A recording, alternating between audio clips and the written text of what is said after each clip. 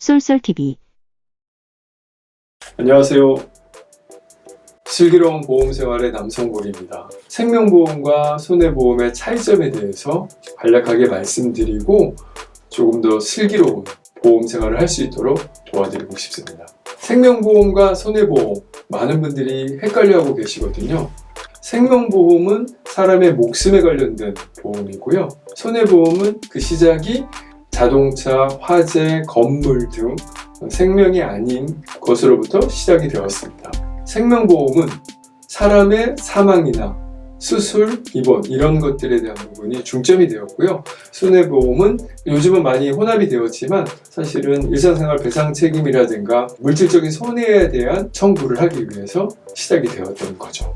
가장 큰 차이점과 공통점이 여러 가지가 있습니다. 그 중에 차이점을 먼저 뽑아보면 생명보험에서는 보험금을 지급할 때 약속된 금액을 드립니다. 암에 대한 진단을 받으면 암 진단 자금을 드리고요.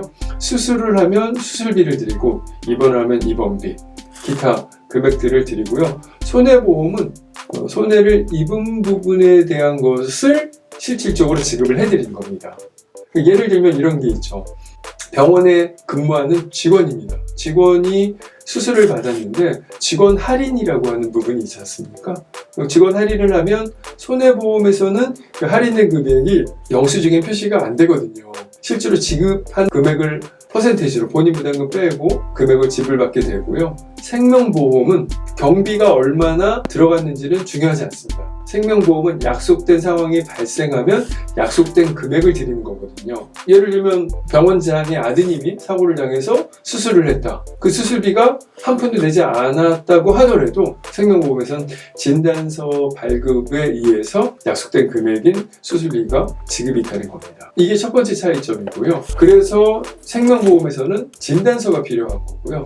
손해보험 쪽에서는 영수증이 필요한 겁니다. 진료비 세부 내역서랍니다. 이런 게 필요한 거고요.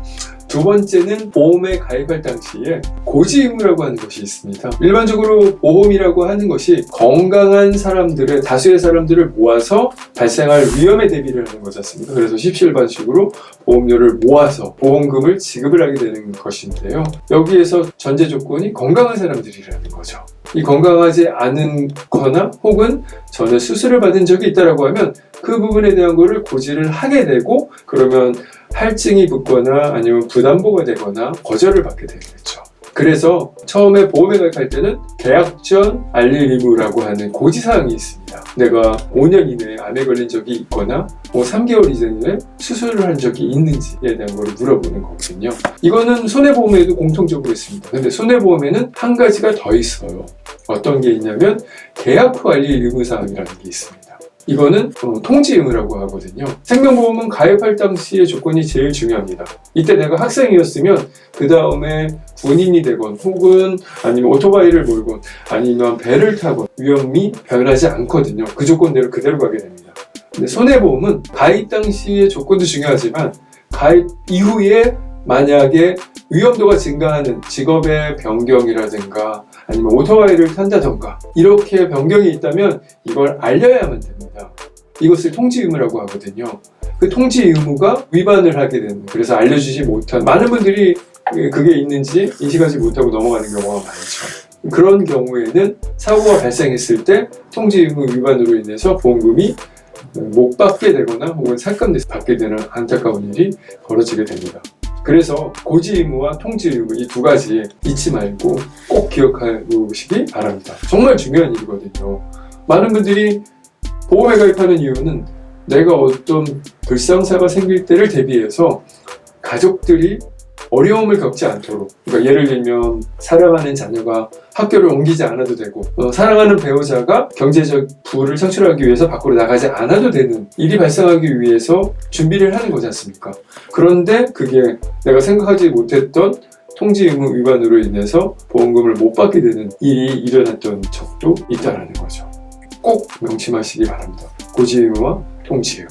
그러면 현재 우리나라에 생명보험회사가 많이 있지 않습니까? 얼마나 되는지 혹시 아시나요? 생명보험회사가 20개가 넘게 있습니다. 24개 정도 있고요. 손해보험회사가 17개 정도 있다고 하거든요. 거기에서 근무하시는 분들이 또 생명보험, 손해보험, 그리고 독립대리점에 근무하시는 분들까지 합치면 근무하시는 설계사들 숫자는 40만 명에서 50만 명 정도가 된다고 합니다. 우리나라 인구가 지금 5,100만 명 조금 넘거든요. 그러면 50만 명이라고 한다면 100명 중에 1명이 보험에 관련된 일을 하고 있다는 거죠. 놀라운 숫자지 않습니까? 더 놀라운 일은 그 5,100만 명 중에 사실은 15세 미만 그리고 65세 이상 이분들을 뺀 나머지 인구가 생산가능 인구거든요. 이 생산가능 인구로 따진다면 100명 중에 1명이 아니라 70명 중에 1명이 될 수도 있다는 얘기입니다. 비교를 하기 위해서 불러보시면 그 회사에서 오신 분들이 본인 회사의 장점만 이야기를 하는 거죠. 단점을 이야기하시는 분은 별로 없습니다. 아마 못 만나보셨을 수도 있을 거거든요. 그러니까 이야기를 들으면 들을수록 헷갈릴 수밖에 없는 거죠. 이 회사의 장점이라고 하는 게 저 회사에도 있는 것 같고 저 회사에서 새로 나온 거라고 이야기했는데 저쪽에서도 또 들은 것 같은 이 혼란에 빠지거든요. 원래 좋은 선택은 잘못된 선택보다는 미뤄둔 선택 때문에 놓치게 된다고 하는 이야기가 있거든요. 대표적인 예로 혹시 개화 늑대의 시간이라고 들어보셨나요? 프랑스어에서 나온 이야기입니다. 이게 어떤 의미냐면 황혼역에 온 세상이 빨갛게 물들 때 선과 악의 색깔이 같아진다고 하거든요. 그때 멀리서 나한테 달려오는 짐승의 실루엣이 보이는 겁니다. 근데 이 짐승이 내가 먹이를 줬던 개인지 아니면 나를 해치러 오는 늑대인지 구별을 할 수 없는 거거든요. 그래서 이 혼돈의 시간을 개와 늑대의 시간이라고 이야기를 한다고 하거든요. 근데 지금 이게 우리가 살고 있는 21세기와 비슷하지 않습니까? 많은 분들이 전문가라고 이야기하는 분들이 많거든요.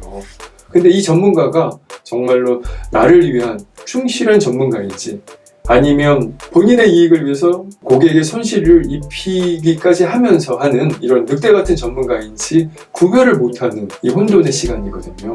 이 혼돈의 시간에 정말 여러분한테 충실한 고객의 이익을 최우선으로 하는 그런 분들이 여러분 곁에 있다면 여러분들은 정말 다행이고 행운아이신 거죠. 이런 혼란의 시간에 나의 생활을, 나의 경제적인 부분을 지켜줄 수 있는 집사 같은 역할을 하실 수 있는 분들이라는 거거든요. 개와 늑대의 시간, 많은 것을 생각하게 만드는 부분인 것 같습니다.